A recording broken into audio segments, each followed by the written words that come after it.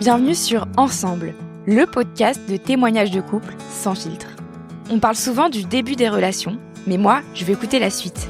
Les doutes, les crises, les remises en question, mais aussi les joies, les apprentissages, les évolutions. Alors avec Ensemble, on plonge dans l'intimité d'amoureux qui nous racontent leur histoire à deux voix. Ils partagent avec nous les hauts et les bas de leur relation, les clés qui les ont aidés à durer et les leçons tirées de leur vie à deux. Ici, pas de couple goal, pas de recette magique, juste des récits vrais, inspirants et déculpabilisants. Alors rendez-vous chaque lundi pour découvrir un nouveau témoignage. Aujourd'hui, je reçois Antoinette et Fulvio. En 30 ans de vie commune, ils ont traversé beaucoup d'épreuves. La maladie, celle de leurs parents, un long parcours de PMA de plus de 10 ans qui n'a malheureusement pas abouti, et puis un jour, l'adoption de leur fille. Dans cet épisode, ils nous racontent comment on continue à avancer à deux quand la vie nous bouscule autant, et comment ils ont appris à s'écouter, à rester connectés, à s'apaiser quand tout semble vaciller. Comme le dit Fulvio, ils se sont vraiment battus pour rester ensemble. Et c'est cette histoire-là qu'ils vont nous partager aujourd'hui. Je vous souhaite une bonne écoute. Aujourd'hui, je suis avec Fulvio et Antoinette, chez eux, à côté de Genève, en Suisse. Et aujourd'hui, vous fêtez vos 30 ans de mariage, c'est ça? C'est le jour même? 30 ans ensemble. 30 ans ensemble. Ok. Donc, 23 ans mariés et 30 ans ensemble. Joyeux anniversaire. Ouais, merci. La première question que je voulais vous poser, c'est de vous présenter l'un l'autre. Donc, Fulvio, tu peux présenter Antoinette et Antoinette, Fulvio, et comme vous le souhaitez. D'accord. Alors, je présente Antoinette. Donc, Antoinette, c'est ma compagne depuis 30 ans. Puis c'est une personne merveilleuse et surtout que j'admire beaucoup, que ce soit personnellement ou comme personnellement en tant que personne ou alors comme professionnelle dans ce qu'elle fait avec les couples. Et voilà. Et je pense que voilà, sans elle, j'aurais pas eu la vie que j'ai aujourd'hui, avec toutes les magnifiques choses qui nous sont arrivées malgré les montagnes russes. Et donc, Fulvio, c'est l'homme de ma vie que j'ai rencontré sur les quais de Montreuil il y a 30 ans, qui est vraiment un homme que j'admire parce que c'est quelqu'un d'intègre, qui a vraiment une bonté. C'est quelqu'un de vraiment profondément bon, d'une intelligence qui me surprend à chaque fois, avec un esprit de famille et un courage, parce qu'effectivement, avec toutes les aventures qu'on a traversées ensemble, il a toujours été là. Et en plus de ça, je le trouve toujours aussi sexy qu'il y a 30 ans en arrière. Donc, et puis j'adore le fait qu'il soit italien. Est-ce que vous pouvez nous raconter du coup la rencontre il y a 30 ans? Alors, il y a 30 ans, j'allais à un groupe qui est toujours un de mes groupes favoris, qui s'appelle Earth, Wind and Fire, mais qui à l'époque avait encore des membres originaux qui étaient en vie. Et donc, ils étaient en concert à Montreux, au festival de jazz d'ailleurs. Une amie commune de Zurich qui était aussi d'origine, qui avait vécu en Amérique latine aussi, m'avait dit mais tu passes et puis je vais te présenter quelqu'un, voilà. C'est là où elle m'a présenté Antoinette. Et puis là j'ai eu un flash comme ça de cette magnifique jeune femme vêtue en blanc comme ça, avec ses cheveux blonds magnifiques. Et puis voilà, puis depuis cet instant, j'ai été à mon concert, et en sortant du concert, j'ai rappelé mon amie pour lui dire mais c'est qui, qu'est-ce qu'elle fait, etc., etc. Et c'était quoi? Combien de temps après? 2 semaines après. Oui, à peu près 2 semaines après, on sortait ensemble. On sortait ensemble puis on vivait ensemble. Et on vivait ensemble. Ah oui. Ah oui, on était très. Ah c'était oui, un coup de c'était foudre. assez rapide. Coup de foudre. Et vous aviez quel âge tous les deux? Moi, j'avais 25 ans et toi 28. Ouais, c'est ça. On a rapidement emménagé ensemble et à partir de là, l'aventure a commencé, quoi. Mm-hmm. Et alors les débuts, c'était comment? Les débuts, c'est tout feu tout flamme. Alors Fulvio a quand même bien fait les choses parce qu'il a demandé l'autorisation à mon père. Ah oui, ça rigolait pas. D'emménager chez toi? Oui, disons, il lui a dit, on leur en a parlé, et mon père a dit, ok, mon père, mes parents, ma mère était encore là à l'époque, et ils ont dit, ok, pour autant que ce soit du sérieux. Oui, j'ai aussi présenté Antoinette à ma famille, ma mère, à l'époque aussi, c'était pas forcément Une mère napolitaine, ça accède pas forcément à la concurrence, hein, même quand l'enfant a 30 ans. Et alors, entre vous, c'était comment ces premières années, tout feu, tout flamme? Oh, c'était... Bon, il faut dire, Antoinette, t'étais encore en train de finir tes études. Oui, je faisais mon diplôme de spécialisation et j'étais stagiaire en psychiatrie à Genève. Et on habitait un tout petit appartement, mon appartement à l'époque. Mais les premières années, c'était vraiment se découvrir, c'était vraiment découvrir la culture de l'autre. Fulvio est venu en Colombie un mois, c'était, pour apprendre l'espagnol. Donc je l'ai envoyé là-bas dans ma famille. Oui, parce que toi, tu viens d'Amérique latine, mais de plusieurs pays d'Amérique latine. Oui, moi alors ma mère était colombienne. Mon père est suisse. Moi, je suis née au Guatemala et j'ai grandi au Mexique. J'y ai vécu jusqu'à l'âge de 14 ans. J'ai adopté le pays ou le pays m'a adopté, un des deux. Ce qui fait que c'est devenu un peu aussi ma patrie d'adoption après l'Italie, qui est ma patrie d'origine, et la Suisse qui est mon pays, quoi. Mais la Colombie, clairement, elle s'inscrit là-dedans. Puis c'est un peu ce que notre famille est. On est sur 3 pays, 3 cultures, et puis voilà. Tout à l'heure, vous m'avez dit en discutant un peu que vous aviez vécu plusieurs moments pas faciles dans votre vie personnelle et du coup qui a impliqué un peu votre couple. Le premier moment pas facile est arrivé quand? Peut-être que c'était quand on est sorti de la période romantique, où on était vraiment, parce qu'on vient de 2 mondes professionnels très différents. Moi, je suis psychologue et à l'époque, je travaillais en psychiatrie. Et Fulvio travaillait dans la finance. Et c'est vrai que c'est des mondes qui se jugent beaucoup mutuellement. Et nous, on avait aussi des préjugés sur le monde de l'autre. Oui, c'est vrai. Il y avait une grosse différence là-dedans. Ça pouvait amener des tensions là-dessus. Je pense aussi des tensions financières parfois. Mais en fait, c'était surtout quand c'était confronté au monde extérieur. Donc c'est vrai que là, on voyait les préjugés émerger parfois de certaines personnes sans connaître. Mais surtout, je peux le dire. Antoinette est quelqu'un de très très curieux, toujours en mode exploratoire, et intellectuellement, elle est en recherche permanente pour améliorer et affiner ce qu'elle fait, et ça j'admire. Moi, je suis aussi un peu comme ça. Mais ce qui fait qu'à une certaine période,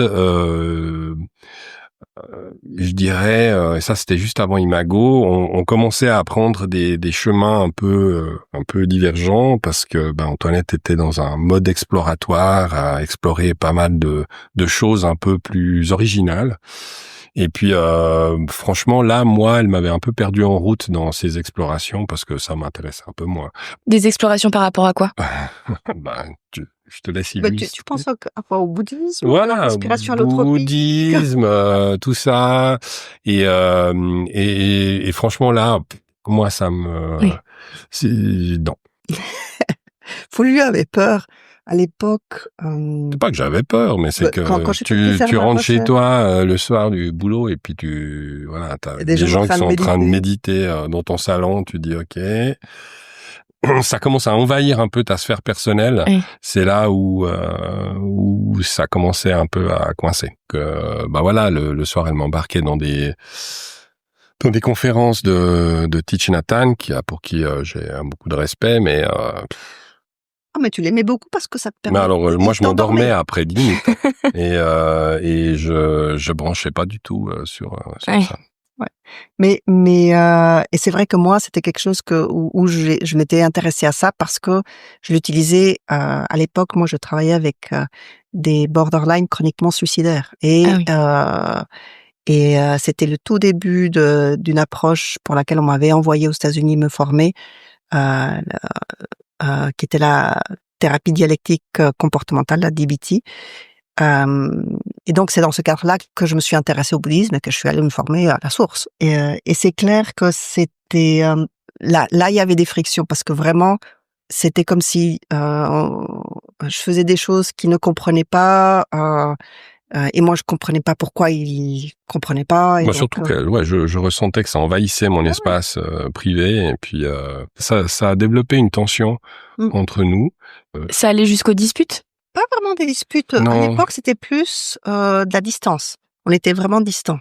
et on avait l'impression qu'on se... Des mondes parallèles. Ouais. Oui, c'est ça. Et puis, la chance, c'était qu'effectivement, peu de temps après mon retour de ma retraite de 21 jours, dans un monastère bouddhiste, on a fait un stage de couple imago. Parce que, Oui, mais il faut te raconter comment. À l'époque, donc moi, je travaillais déjà en psychiatrie et j'ai une formation comme thérapeute de famille. Et un de mes formateurs avait invité quelqu'un qui était venu faire une journée d'introduction à imago et ça m'avait vraiment intéressée. Et donc, j'avais dit à Folio que il y avait un stage de couple parce que pour pouvoir faire la formation imago, il fallait faire un stage de couple. Et donc, je disais à Folio, j'ai besoin de faire ce stage pour pouvoir me former. Et Folio disait, mais non, il faut que je prenne un jour de congé. Bon. Peut-être on va juste rappeler ce que c'est imago pour ceux qui connaissent pas, si vous pouvez dire en quelques mots. Alors, c'est une approche qui a été développée dans les années 80 par un couple américain, Arvil Hendricks et Ellen Hunt, qui vise à donner au couple vraiment des outils pour apprendre alors pas seulement à communiquer, parce que souvent on pense que c'est juste des outils de communication, c'est beaucoup plus que ça, mais c'est vraiment, ça commence déjà par apprendre à se parler, à s'écouter différemment. Et ce que j'aimais bien, c'était le fait que ça commence par donner vraiment des outils très pratiques au couple et à les rendre curieux que les moments de crise, c'est souvent des opportunités, c'est souvent que on est invité à justement grandir. Et quand on sait pas comment faire, on reste juste en crise et on ne fait qu'agrandir le problème. Et ce qui était chouette, en tout cas ce que moi j'aimais beaucoup dans cette approche, parce que j'étais déjà formée comme thérapeute de famille à l'époque, c'était le fait de donner des moyens au couple et de les mettre comme les experts de leur relation et leur donner des moyens pour que eux puissent trouver qu'est-ce qu'il y avait de mieux ou comment pouvoir être curieux l'un de l'autre, comprendre comment chacun avait amené ses blessures du passé et les rejouer dans la relation et en créant des cercles vicieux qui se répétaient tout le temps, c'était variations sur le même thème, mais surtout comment sortir de ça et comment faire différemment et du coup remettre en route la créativité qu'il y a dans chaque relation, et ça j'aimais bien. Donc toi tu étais convaincu, tu avais eu cette introduction et ça te disait bien. Toi, Fulvio, tu en étais où? Moi, j'en étais où? Moi, j'en étais à ça y est, je vais encore devoir me farcir un truc d'illuminé. Je sais que ça va faire hurler les gens, mais c'était mon état d'esprit à l'époque, parce que j'avais déjà participé dans certains événements où franchement, j'étais en décalage total avec les gens autour de moi. Pour soutenir ta femme? Moi, j'étais là-bas parce que tu vois, c'est sympa, c'est intéressant, machin, puis et donc j'avais eu 2-3 expériences comme ça où disons j'avais pas forcément apprécié le temps que j'avais passé dans dans l'endroit, et je me suis dit, je me vois mal aller un week-end dans un endroit 3 jours, 3 jours en plus, où je dois en plus me prendre un jour de congé pour aller m'enfermer dans un endroit où tout le monde va raconter sa vie devant tout le monde, et puis on va s'épancher vice versa sur ces trucs. Et puis Antoinette m'a dit oui, mais bon, quand même, il faut que j'y aille, il faut que je fasse ce stage parce que c'est nécessaire à aller à la prochaine étape de ma formation, et donc si tu viens pas, il faut que je trouve quelqu'un d'autre. Alors je me suis dit là oui. Allez. Oui. Et outre ce stage qui en effet c'est c'était le moment déclencheur. Hein. Ouais. Mais avant ça, est-ce que je sais pas des moments de friction ou de dispute ou d'éloignement, tu étais ouvert à je sais pas des techniques de communication, de résolution de conflits? Non, on naviguait à vue. On naviguait à vue avec ce qu'on avait, et puis mais bon, le stage est venu relativement tôt dans notre relation, parce qu'il est venu 3 ans après, c'était en 98. Ah oui, d'accord. Oui. Quand il commençait à y avoir les premières frictions. Vous avez des exemples de frictions de ce qui se rejoint justement? Ça devait tourner autour de questions financières, ou bien les trucs habituels de ranger, le rangement, l'ordre, enfin Le mariage. Le mariage, tiens. Alors le mariage. Bah oui, parce que tout le monde nous demandait quand est-ce que vous vous mariez, et puis Folio me disait toujours non, c'est pas intéressant fiscalement parlant. Et c'est vrai qu'on a mis 7 ans avant de décider de se marier. Mais toi, tu voulais? Moi, je voulais. Bien sûr. Mais bon, mais il y avait une succession c'est une accumulation, hein. C'est une accumulation. C'est un conflit en amène un autre, qui en amène un autre, un mécontentement, qui rajoute sur un autre mécontentement.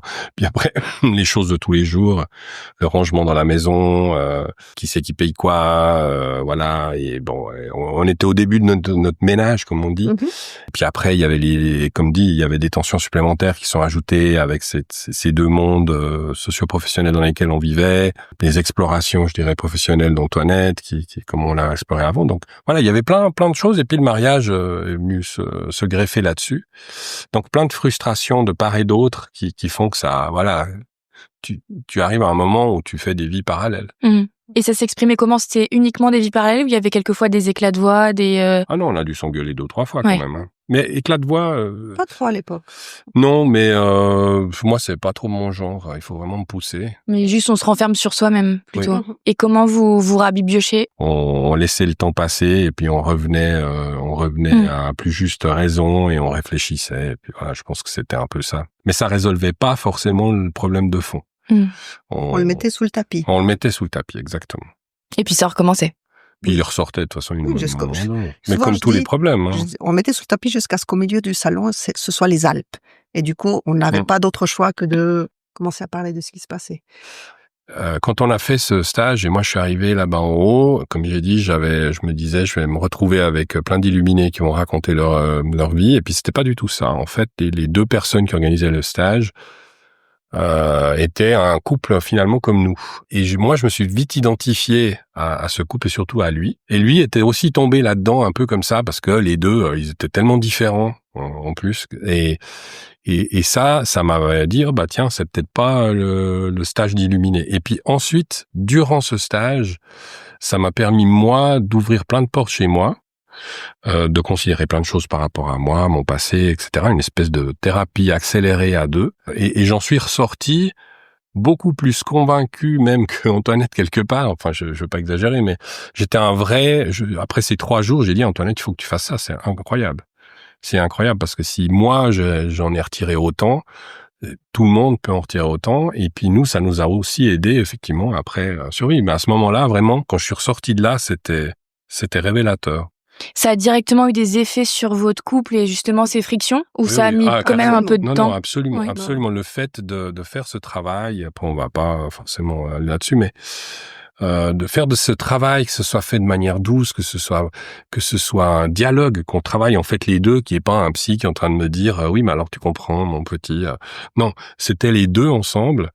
Et j'ai trouvé d'une puissance. Moi, franchement, ça m'a embarqué complètement. Et je dois dire que j'ai dit à ce moment-là, comme dit Antoinette, il faut que tu y ailles, et je te suivrai dans ce que tu ferais, je te soutiendrai, parce que c'est fantastique. Et j'ai tenu ma parole. Et tu as tenu, tu la tiens toujours. Je la tiens toujours, mais on a organisé des stages, etc. Et mon plaisir dans tous ces stages, c'est de voir les Fulvio qui arrivent le premier jour, qui ont exactement la tête que j'avais moi, du style, mais qu'est-ce que je fous parmi ces illuminés? Et ça dure une demi-journée, jusqu'à la première démonstration. Et là, ça change. Et surtout les hommes, malheureusement, c'est un peu un stéréotype, mais c'est la vérité. Surtout les hommes sont très sur leur garde, etc. Et puis après, ils virent complètement de l'autre côté, parce qu'ils se rendent compte qu'en fait, on va pas les juger. Ils vont faire un travail à 2, et qu'ils vont même avoir l'opportunité de s'exprimer, et qu'on va les écouter. Tu vois? Et ça, c'est un peu ce que j'ai ressenti. Mais ça nous a vraiment donné une façon de pouvoir dialoguer, plutôt que juste rester dans notre coin à gérer les choses. Et effectivement, dans tout ce qu'on a vécu, que ce soit de la maladie, que ce soit ensuite par la suite la difficulté à avoir des enfants, puisqu'on a fait presque 10 ans, non plus qu'en fait. L'autre jour, je calculais, c'était presque 15. Mais entre 10 et 15 ans de procréation médicalement assistée, que ce soit de gérer la maladie de nos mamans, nos mamans.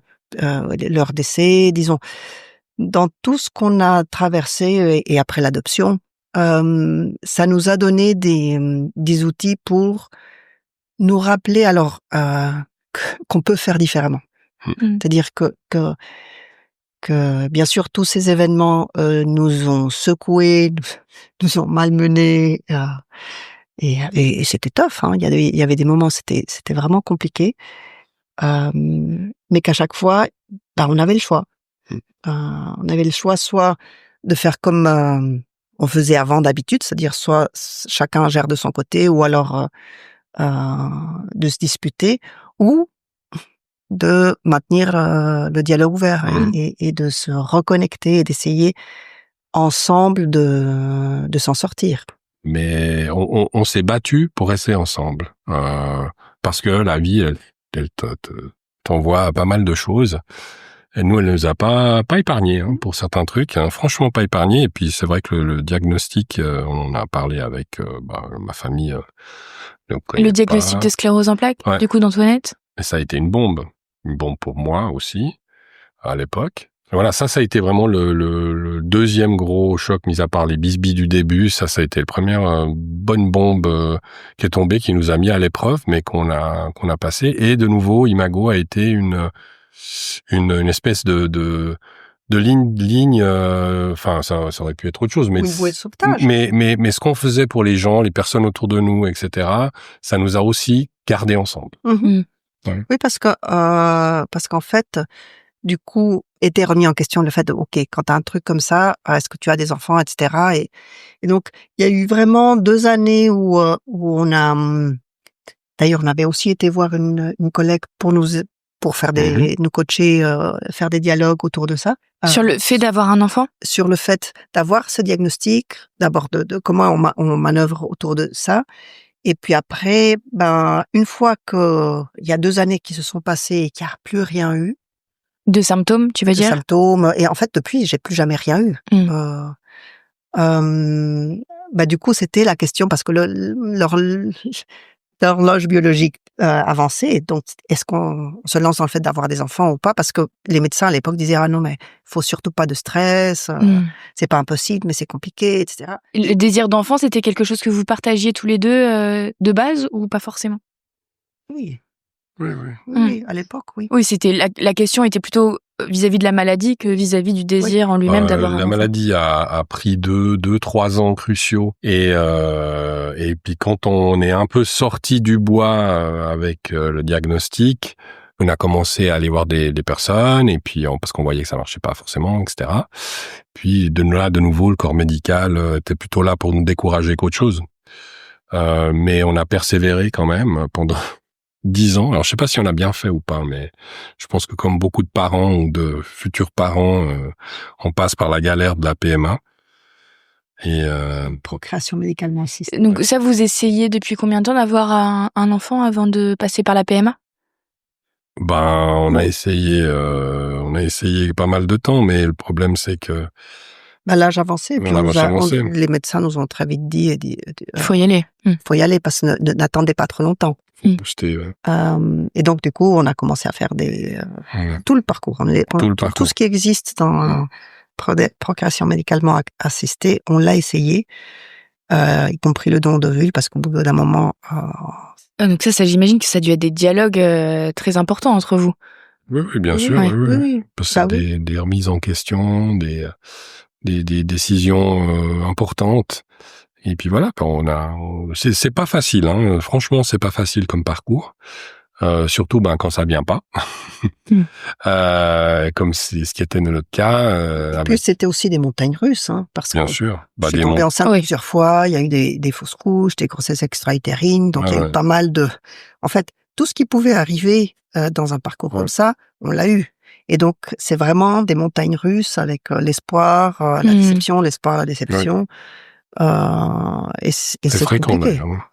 C'est compliqué et c'est vrai que de ce côté-là, on a heureusement qu'on avait des outils pour pouvoir pour pouvoir continuer à dialoguer et rester connecté, rester en lien et rester des alliés là-dedans.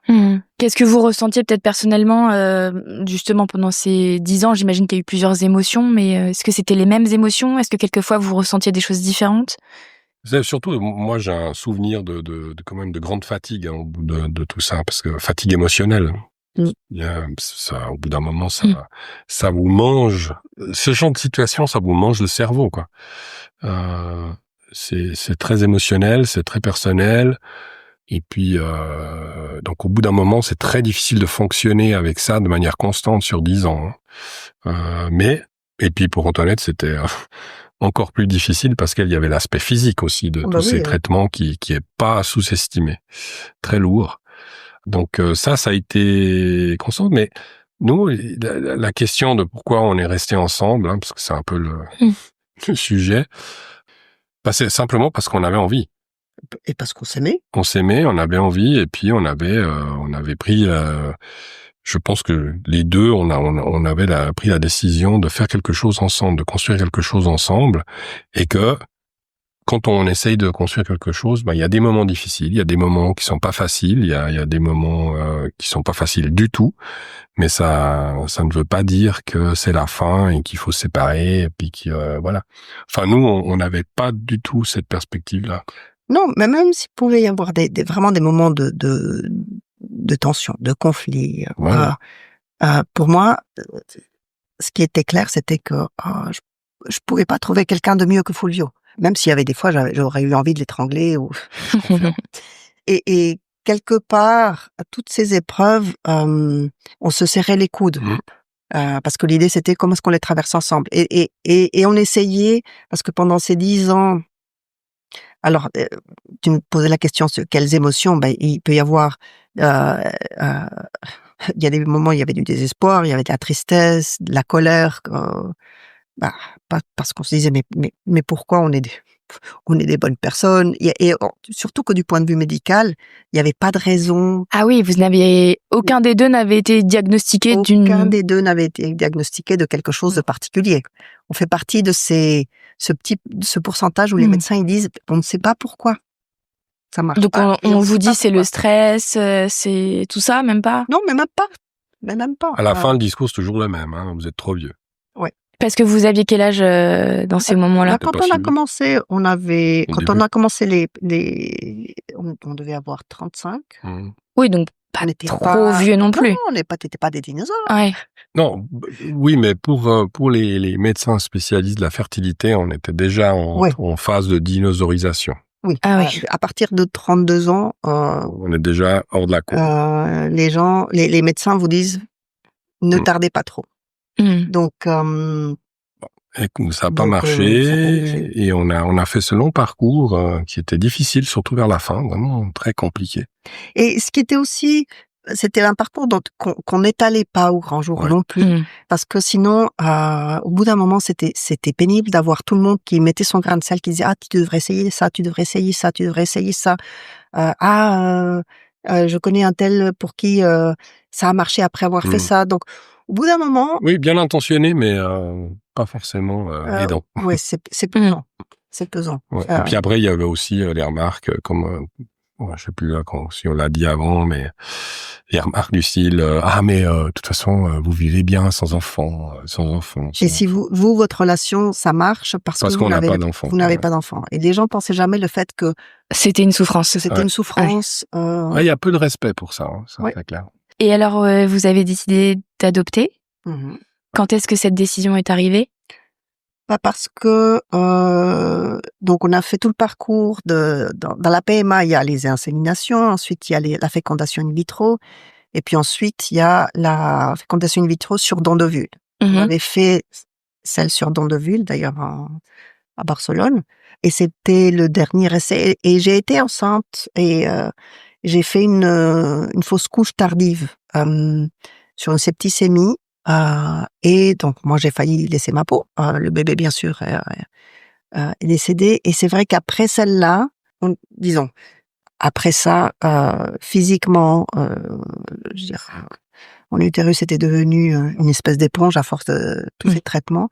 Et le médecin m'a dit que si on retentait, je risquais de repasser par quelque chose de similaire.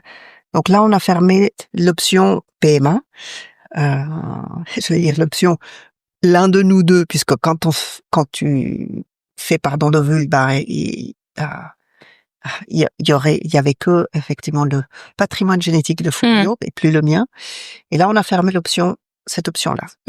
Et puis on a fait toutes les démarches pour avoir l'agrément de l'adoption, qui a été aussi parce que ça prend 2 ans. Ouais. Et là, vous êtes regardé sous toutes les coutures par des assistantes sociales qui vous posent des questions surprenantes et pour prouver que on était apte à. Avant qu'on passe du coup sur l'adoption, vous me dites si vous avez pas envie de répondre, c'est complètement possible. Mais on a beaucoup parlé des dialogues, mais j'imagine que votre vie sexuelle aussi intime a dû être très impactée pendant ces périodes-là où l'acte est quand même aussi dirigé vers la procréation et vous n'y parveniez pas naturellement. Qu'est-ce que ça a fait à votre vie intime? C'est clair que ça a un impact parce que dès le moment où le médical s'immisce là-dedans, c'est clair que ça au début, quand on était encore dans le début de la PMA, c'était pas très drôle le fait de dire là je suis en train d'ovuler, il faut absolument avoir des rapports, etc. Donc de faire ça un peu sur commande, donc ça enlève tout le côté sympa, spontané et érotique. Donc oui, 10 ans de ça, c'est pas évident. C'est pas évident. Et vous arriviez à en parler du coup? Oui, un peu, pas toujours. Des fois on arrivait à en rire, mais c'est vrai que on a très vite finalement dû enlever le fait que avoir des rapports était pour avoir des enfants, parce que mais c'est intéressant parce que il y a quand même eu une fois où je suis tombée enceinte. Au début, on était déjà en PMA, mais où c'était spontané. Les médecins disent oui, ça arrive très souvent, mais bon, j'ai fait une fausse couche quand même. Et puis, mais effectivement, ça a eu un impact. Et donc l'adoption, au bout de 3 ans, c'est ça, de procédure, vous... 2 ans. 2 ans. Ça prend 2 ans pour obtenir l'agrément. Ok. Le OK. Vous êtes apte à accueillir un enfant. Ouais. Et là, vous devez dire quel âge vous souhaitez, comment ça se passe pour, en quelque sorte. De nouveau, on était, il y a des règles, hein. Il y a des règles qui sont ce qu'elles sont, puis qui sont bien. Qui sont bien parce qu'il faut les respecter. De différence d'âge par rapport au plus vieux du couple, au plus âgé du couple. Donc, je me rappelle plus quelle était la différence. Je crois qu'il faut pas qu'il y ait plus que 40. Voilà. 40 ou 45 ans de différence d'âge. Mais c'est pour éviter que... entre l'enfant et la personne la plus âgée du couple. C'est normal parce que pour éviter d'aller... disons que des gens adoptent des nourrissons alors qu'ils ont 60 ans, quoi. Oui, qui peuvent partir vite. Puis c'est un commitment qui est différent, c'est un engagement différent par rapport à l'enfant. Et puis, il faut donner la chance aussi des enfants de différents âges, hein. Et donc, nous, on avait obtenu un agrément pour un enfant âgé de entre 4 et 10 ans, hein. Entre l'âge de 4 et 10 ans. On pouvait plus. On était hors limite par rapport à avoir un bébé, un tout petit. Ce qui a été dur à vivre? Au début, oui, bien sûr, parce que comme tout le monde, on a envie d'avoir un enfant qu'on peut essayer de façonner à son image, etc., et qui a pas un passé. Mais bon, de nouveau, hein, on a fait le choix d'aller dans cette voie-là. On savait très bien à quelle sauce on allait être mangé. Et puis on s'est engagé dans cette voie-là. Et on voulait adopter en Colombie, parce qu'on voulait qu'il y ait une histoire commune, la même culture. D'abord, la Colombie a commencé par perdre notre dossier. En décembre 2019, on nous laisse un message pour nous dire on espère que vous n'êtes pas partis en vacances en Colombie, parce que à la rentrée, on vient de recevoir un dossier mais il faut qu'on le fasse traduire et donc en janvier on va vous proposer. Et effectivement, en janvier 2020, on nous a proposé notre fille et qui avait 7 ans.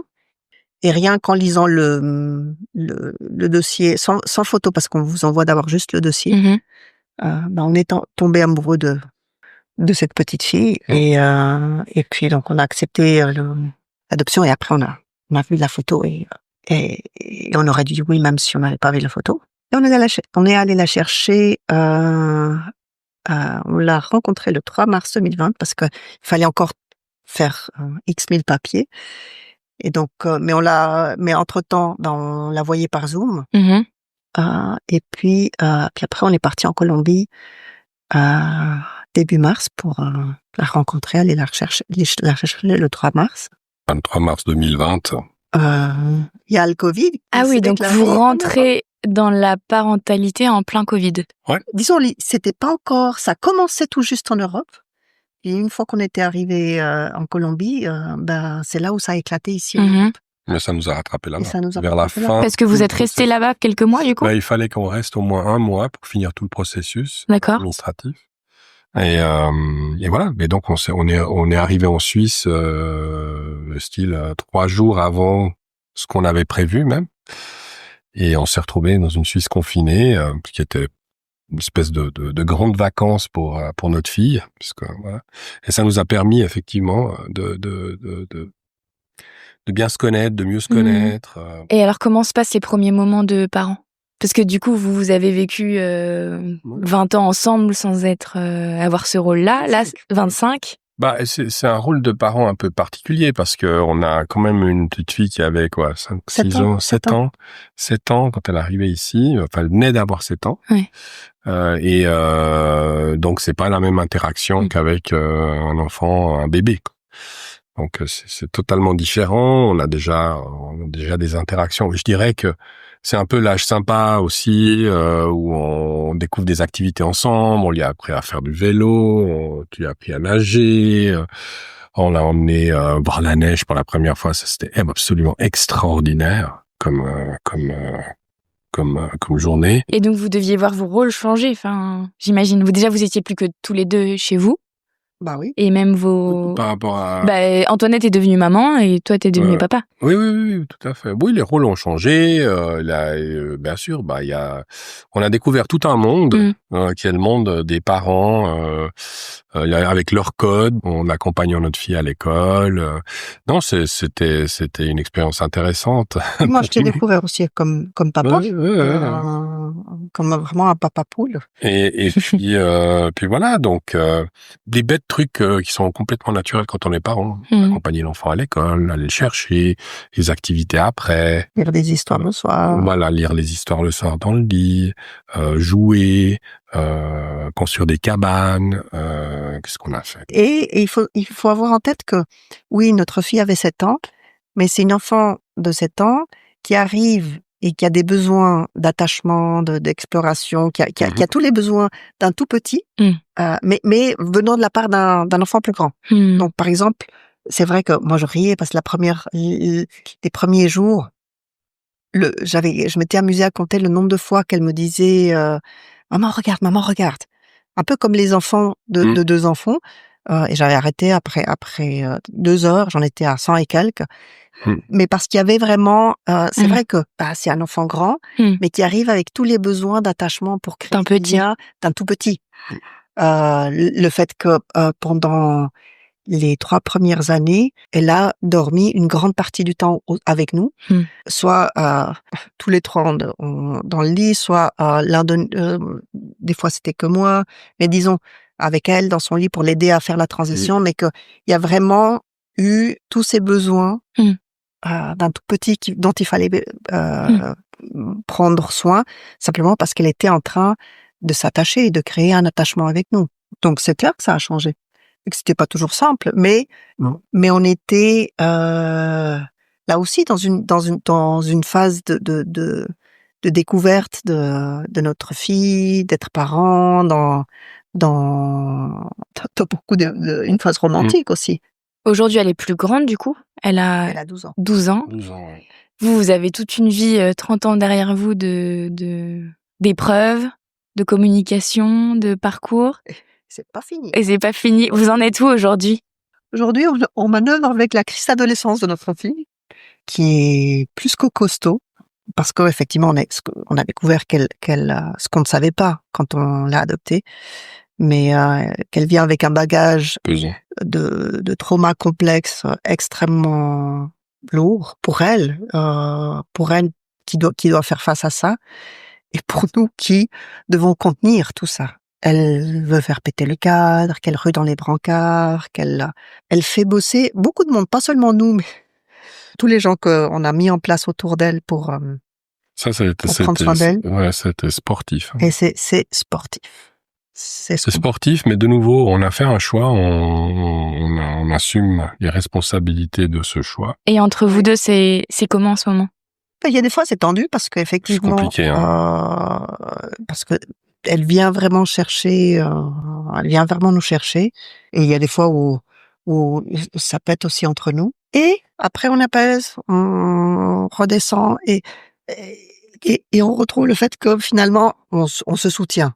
Le problème, c'est que c'est un ménage à trois, avec un enfant. Il y a un enfant, on n'a pas eu le début, on n'a pas eu de 0 à 7. Donc, malgré le fait qu'on a fabriqué un peu de souvenirs sympathiques ensemble, se faire remettre en question comme ça, se faire amener dans des endroits où forcément nous, on n'aurait pas été, compliquer notre vie, surcompliquer notre vie, ça a été un challenge important parce que, voilà, nous, on est plutôt des gens raisonnables, je dirais tranquille peut-être par rapport à certaines personnes, mais elle nous a emmenés dans le monde du non tranquille et pas forcément raisonnable, et puis voilà. Et donc, mais voilà, c'est la crise d'adolescence, et puis on doit faire avec, et on essaye de la guider là autour du mieux qu'on peut. Alors il y a nos limites, et on se fait aider par des gens qui sont peut-être plus spécialisés que nous pour aller là en avant, parce que on n'y arrive pas. On n'y arrive pas forcément, mais c'est pas un aveu d'échec. Et puis tout comme notre couple, on laisse pas tomber.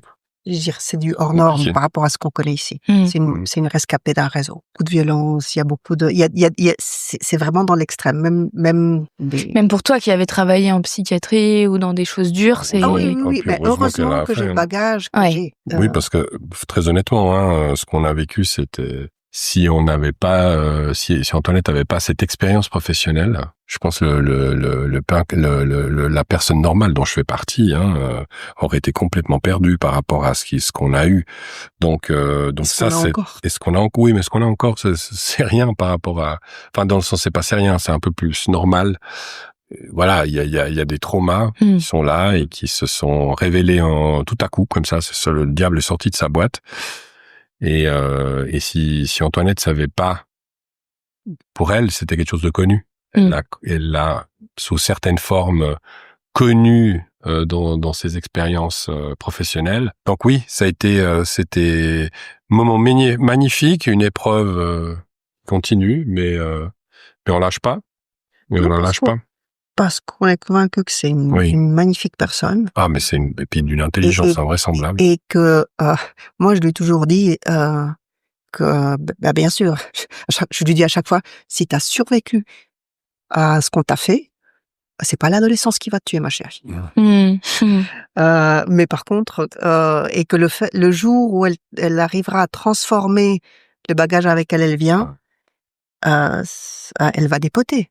Parce qu'elle est extraordinaire, cette gamine. Et on l'adore.